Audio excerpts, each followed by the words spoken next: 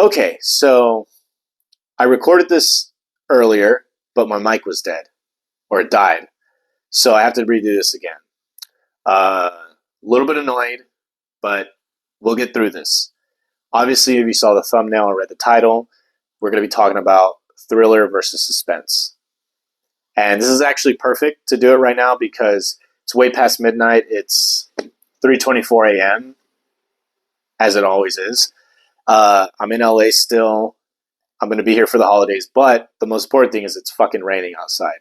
So it's the perfect mood and tone for thriller and suspense. Now, these two genres seem parallel or one and the same, but they do have a distinct difference between the two. And I think a lot of us as writers, we understand the umbrella elements of a particular genre, but we don't understand the little nuances of them that really make them palpable and make them unique. So, for example, without straying away from these two genres, science fiction, we understand like high technology, future, space, but a lot of stories, if you take out the science fiction, it doesn't get affected at all.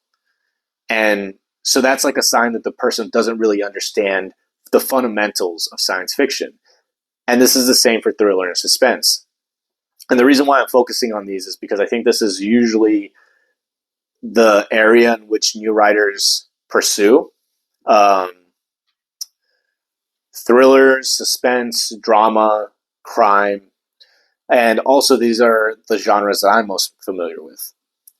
So whenever I want to talk about stuff, I kind of sit down and take notes to like put down what I know off the top of my head, and then I basically fact check myself. Because a lot of times, especially when you've been doing this for a long time like I have, you can get a little bit overconfident in thinking you know so much. So I kind of want to make sure that before I actually just like off the top of my dome say, oh, this is what it is, I don't want to be wrong or have something that really kind of like majorly invalidates what I'm saying. And I was happy to say that I basically got it right. And I think a big part of this is because when I was writing thrillers and suspenses, I would fall into the trap of I'm going to write a thriller screenplay and it ends up being a suspense screenplay, and vice versa. I'm going to write a suspense screenplay and it ends up being a thriller screenplay. So I kind of had to like figure out, okay, where am I fucking up here? And off the top of my head on my notes, I put a thriller is a shot clock and suspense is a sense of danger. And along with the suspense, the audience knows something that some of the characters don't know.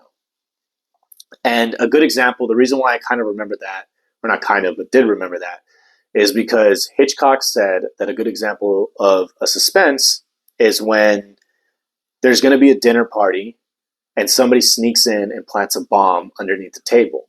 And the characters come in hours later and nobody knows there's a bomb. And there's a sense of danger and anticipation. You're on the edge of your seat and you're trying to figure out, is the bomb going to go off? And the whole time, everybody at the dinner party is completely unaware of this bomb. So they're just having the time of their life. And then eventually, before the bomb's going to go off, somebody bumps into it, finds it, tosses it out the window, or takes it out of the building. And that is suspense. A thriller, on the other hand, is something of action. There's a revelation and action takes place. Dark Knight and Sicario are the two off the top of my head that come off as like really good examples of thrillers. And I think the other distinct thing about a thriller is the characters and audience know the same amount of information, or some of the characters know a little bit more than the audience. So when they reveal something, the audience is actually like, wow, it thrills them. It literally thrills them. The other thing is also thrillers, because of that action part, are a little bit more fast-paced, where suspense is more of a slow burn. I think for me, the big trap that I fell into oftentimes is I would write a thriller, it would be following that sort of action beat, that action pace, and I would think that it's becoming one-dimensional or it's not becoming deep enough. And so I would start writing scenes that were very deep and ethereal and slow, and all of a sudden it would turn into a suspense film. And it's too jarring. The nuance is so minuscule, but yet creates such a jarring experience for both, like, for the audience and the readers, that I don't think they can necessarily coexist. So you can have a screenplay that's a thriller with suspenseful elements, and you can have a suspense screenplay with elements of with thriller elements. But I don't think you can have them two coexist equally. If you can figure it out, great, that's awesome. But and the opposite of that is, I would set out to write a suspense screenplay, and I would think it's too boring, too slow, so I would start adding a bunch of action, and it would turn into a thriller. And also, what I learned is that ultimately kind of discredits everything that happened prior. So when you're writing a suspense and you turn it into a thriller halfway through, all the suspenseful elements that you set up kind of become discredited. And the same thing in reverse if you're doing a thriller and you turn it into a suspense.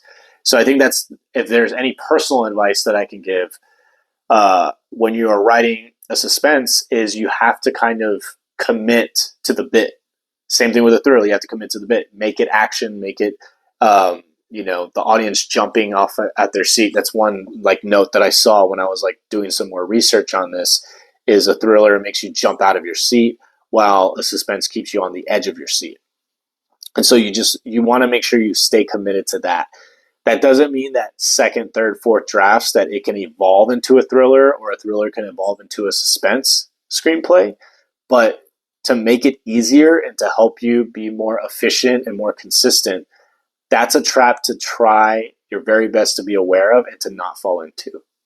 Now, as far as like films to watch, for the thriller, I already said